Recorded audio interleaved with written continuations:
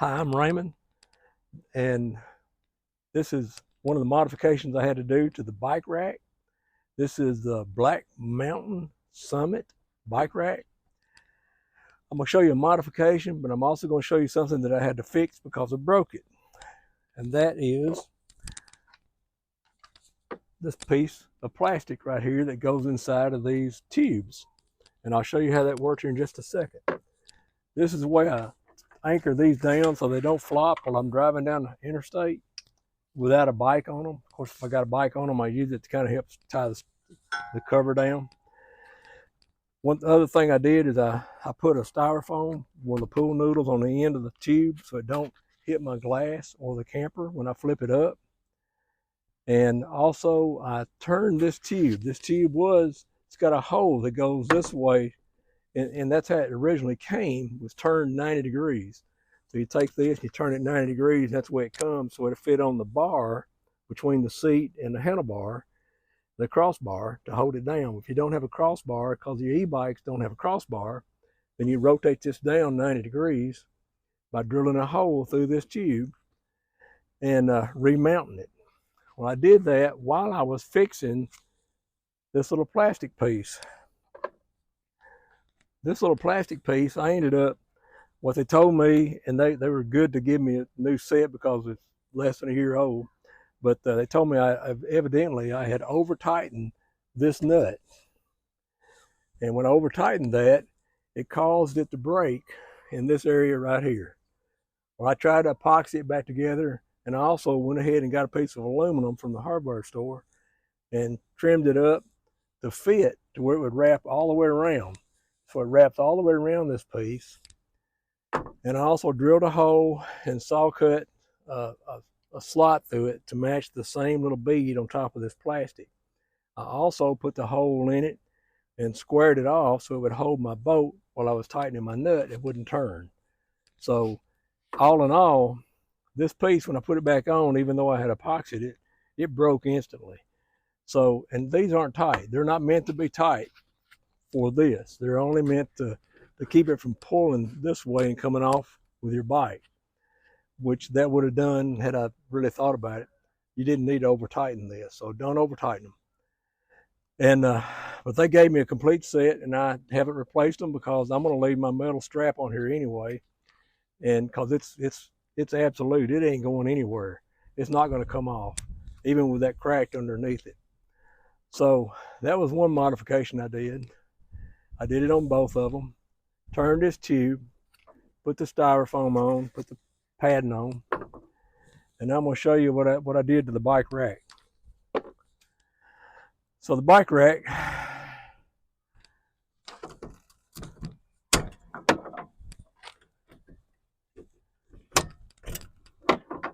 they want 70% of your weight here and 30% of the weight here.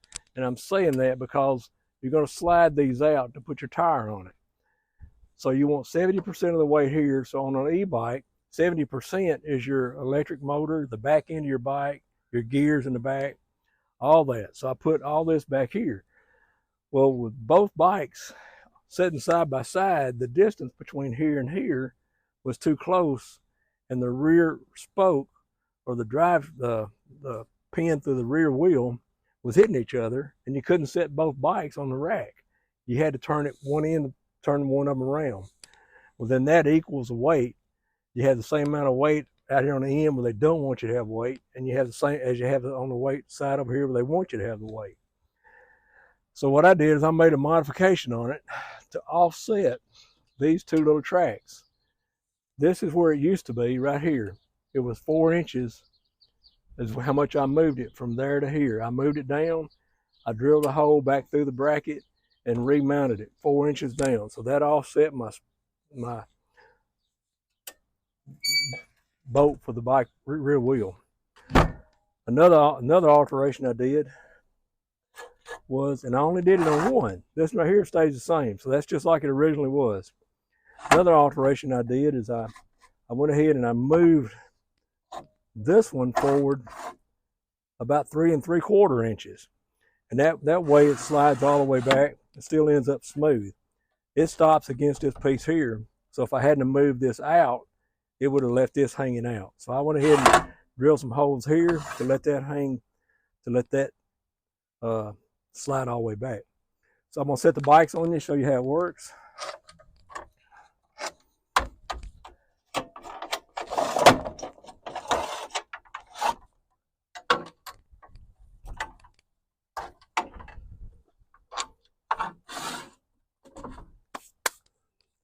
Back bike goes on first.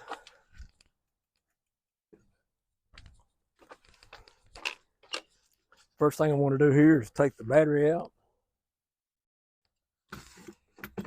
These batteries come out. Lay it down. And that, by the way, is 6 pounds of the weight on this bike. This bike weighs 41 pounds without the battery in it.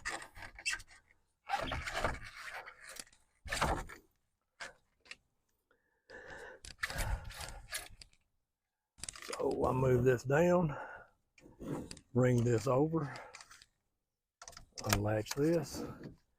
I raise her bike seat up high so I can lock it down like that. And like I said, that's all that's supposed to do is keep you from being able to pull this off of the bike rack this way. It don't do anything for that way. These straps here go in, latch on the wheel.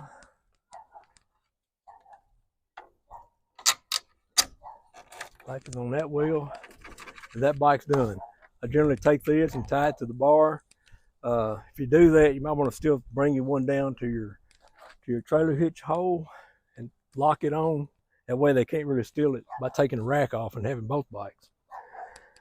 But these bikes have a have a foldable pedal, which makes it real nice. I don't have to worry as much about where they are.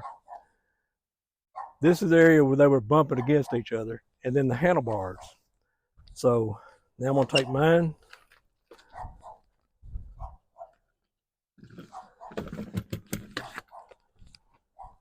Remove the battery.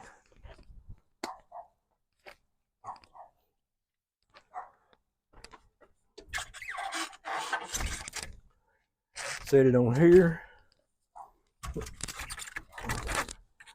Move that out. Bring this over.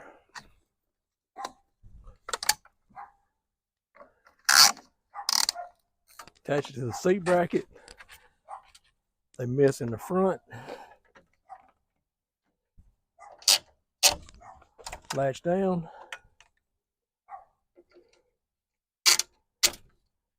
Latch down. Go back.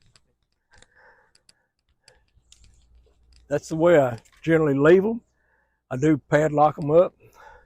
I do put a cover over them because I kind of think out of sight, out of mind, somebody can't tell what they are. They might not be as eager to steal it. So then the last thing I do is to get some of the weight off of it. Although I'm in the weight limit, we are at a total of 70 pounds.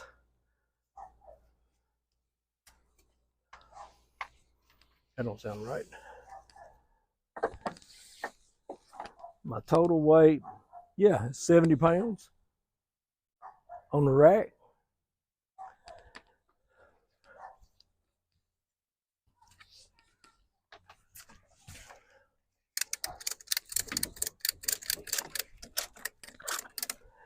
By cranking this up, going around that on the bottom, which I didn't shoot. Okay.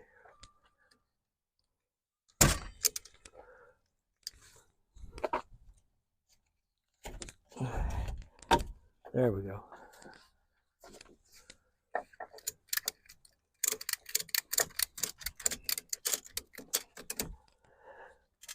This actually pulls up on this whole rack.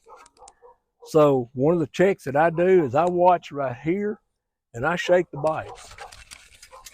And I can watch and see if my door has a gap, open and close. And if it don't, I'm good. If it does, I'll crank just a little bit more on it.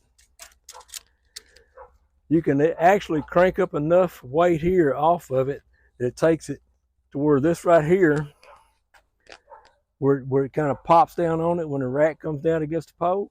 You can crank this up enough, it'll pull that weight clean off that weight off of that pole, which you don't want to do. But you do want to get some of that weight off because you are pushing the limit on the rack.